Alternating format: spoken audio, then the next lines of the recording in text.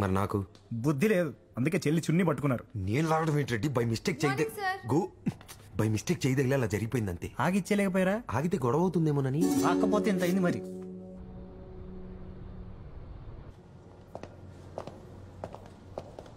ఏంటి ప్రొడక్షన్ ఆగిపోయింది? స్టాక్ లేదు సార్.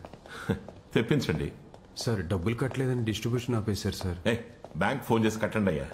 అంటే ఇప్పటికే ఓడి చాలా ఎక్కువగా ఉందని. నేను మాట్లాడతాను.